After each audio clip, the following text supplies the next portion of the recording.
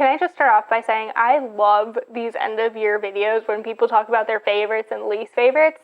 I love watching them. I mean, everyone does. Like, they get so many views in comparison to others' videos, but it's so nice to just watch someone like kind of succinctly talk about, these were my ups and downs of my reading year. And even if you weren't tuning into every video, you could kind of get a better sense of what they liked and disliked. Anyway, that's what I'm doing today, my least favorites. First off, this is not going to be in any particular order because I don't feel like you can compare books in a order like that. It's like comparing apples to oranges. I've talked about this in multiple of my videos, but I just don't quite understand. I don't think most of the books that I'm talking about on this list are actually bad books. I think that because of expectations of how it's being presented versus how the actual reading experience is leads it to be a disappointing read. I also do think that a lot of these suffer from specific narrative elements that like put it at a disadvantage. So be that the thematic content, be that the pacing, be that, I think for a decent number of these, the plot, and just like the author not really like putting everything together in a really great package.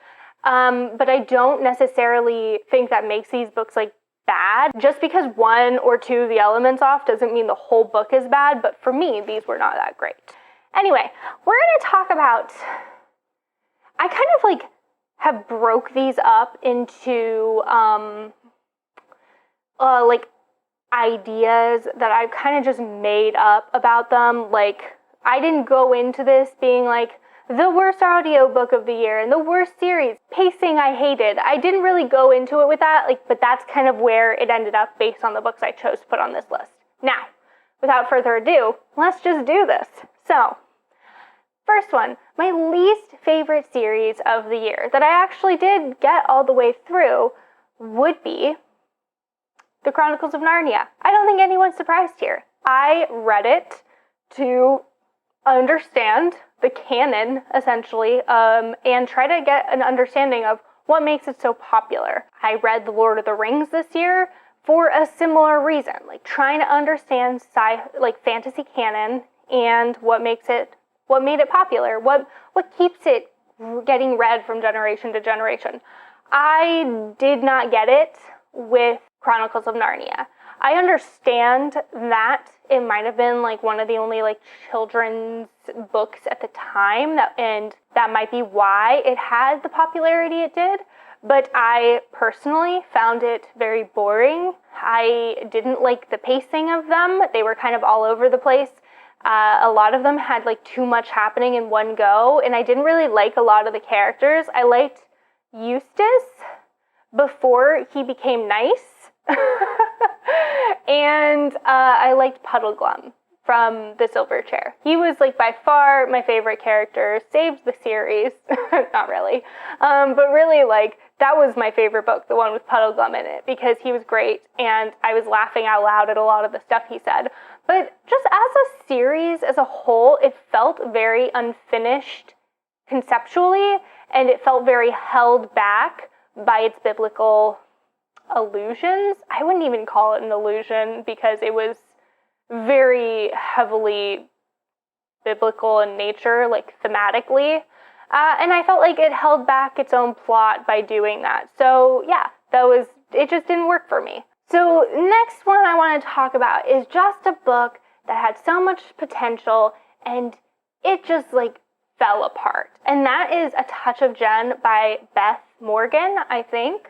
I don't own any of these books because I didn't like them. So if I did, I got rid of them. Now, I don't think this is a bad book if you have the right expectations going into it. This is a book about millennials and social media and the absurdity that can come with that. So it's very satirical in nature.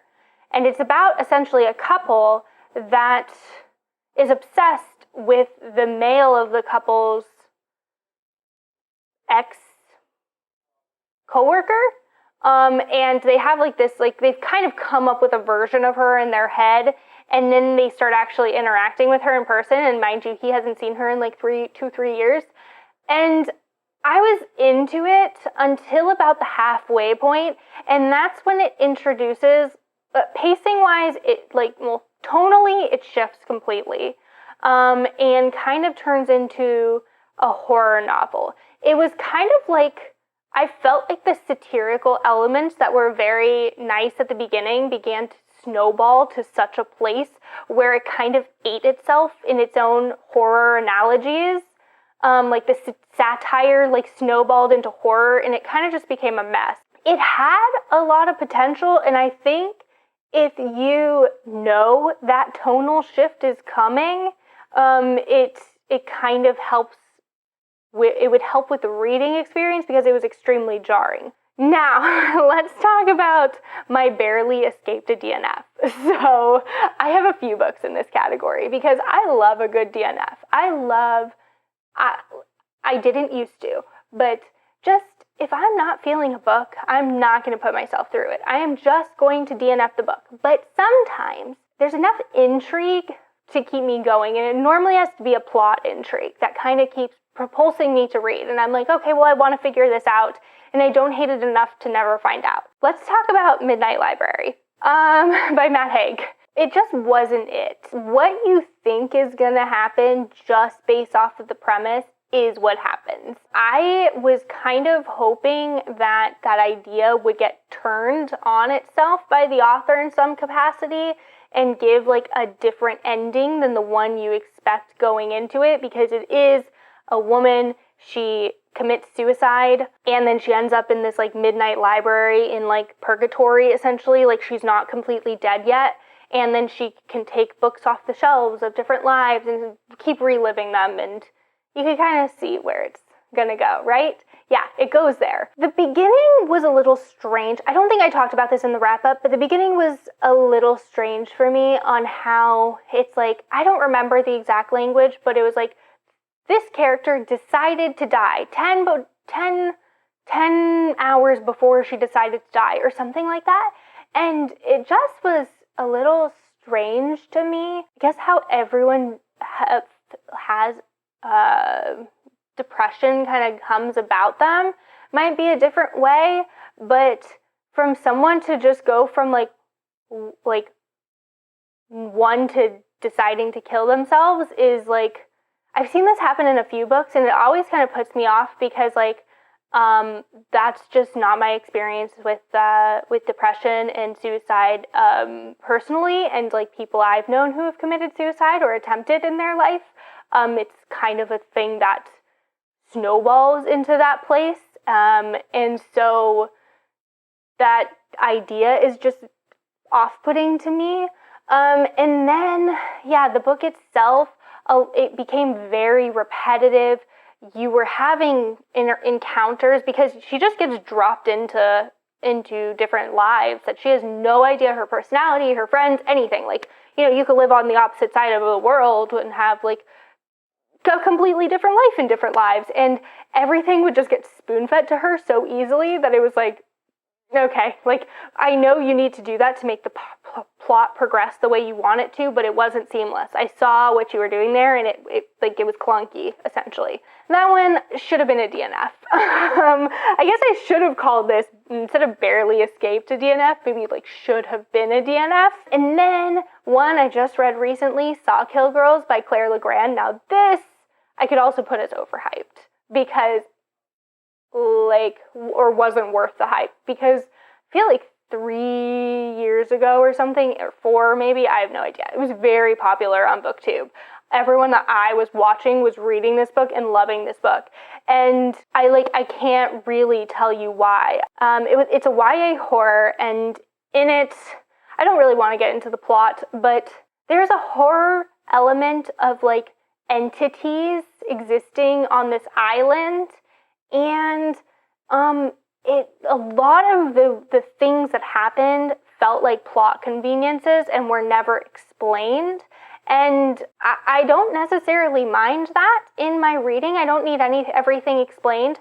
But when you explain most of the elements of your horror and why this magical thing is happening, but you can't really explain other elements, it just feels like you didn't think about how to incorporate those other elements. The character motivations and character changes in personality, like their arcs, I would say, like happened very abruptly, and I didn't really understand a lot of motivations, and there were just like a lot of plot holes. Should have been a DNF. I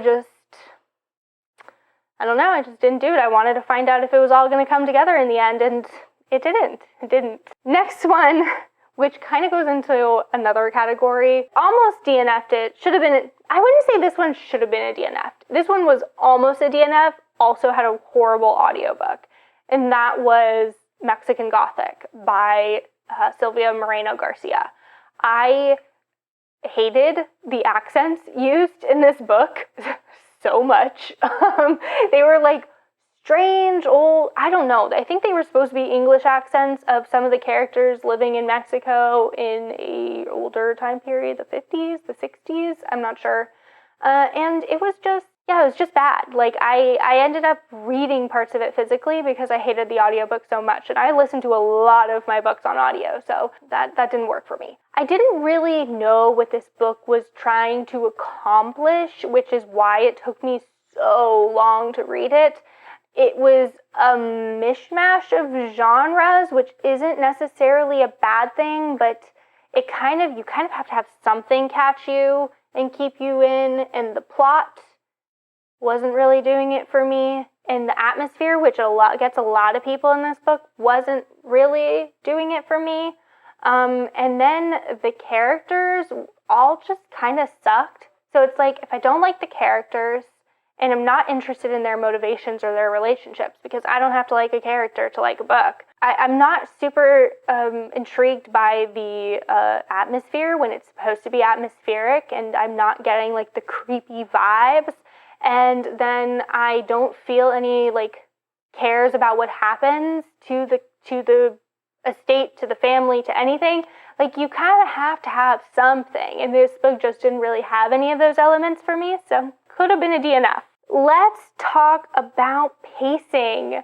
I normally do not harp on pacing. It's not something that I care about a lot. Like, pacing can kind of be all over for me, and that's okay. Like, I would say a book that I think suffers from pacing issues, or a series that suffers from pacing issues that I like anyway, is The Poppy War by R.F. Kuang.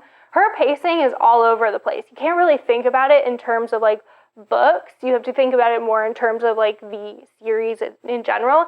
And I would say even, The Lord of the Rings doesn't really have like great pacing. It's kind of just like, and then you go here, and then you do this, and then you do this. Like, that's kind of a simplification, but it isn't like a super well-paced book. I mean, at least in my opinion. But I don't really care about that, because as long as you have enough interesting stuff happening, that normally doesn't, I don't get alarmed by the pacing. But in these two particular instances, I did. And the first one is The Far Field by, I don't remember, Vijay something. I'm going to have the book up. This is kind of suffered because of the geographical movements of the narrator. It was going back and forth in time. You had two timelines, so that's always kind of hard to get the pacing right on, because you kind of have to have both timelines moving at the same pace. And then the protagonist was geographically moving in location a lot, so you had this like start-stop kind of phenomenon where it was like a very jerky pacing. Another thing I took issue with in this book is that every single male character she had to have some sort of like a physical attraction to, sexual attraction to. There had to be something there, and like there really doesn't need to be that there. Like, frankly, I don't want my protagonist to be like always having like a deal with like another character sexually. Like, I read romance for that. Like, I don't need it in my other books, but that's like a me thing. The other one was The Hollow Kingdom.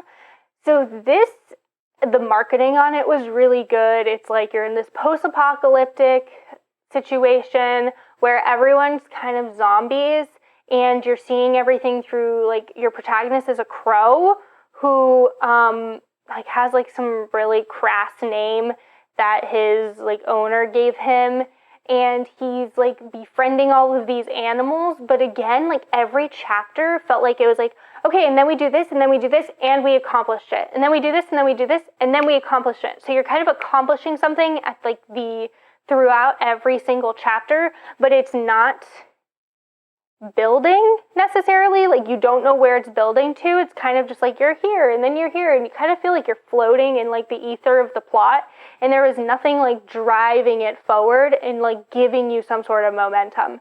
So it was a fun concept, and I loved the first like 2 or 3 chapters of it, and then it just became too repetitive because like she didn't really pace her plot that well. Let's do compulsive reads because, okay, I find this really interesting because I was watching on Scott and Nell's channel, like they had a bunch of people, reviewers, booktubers, come on and like answer questions, and they kind of splice them all together.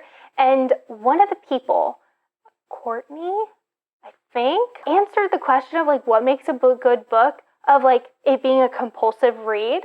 And I just found that so interesting because I dislike a lot of books that I read that are compulsive. I finish it because there's something compulsive in nature about it, but I don't necessarily like it.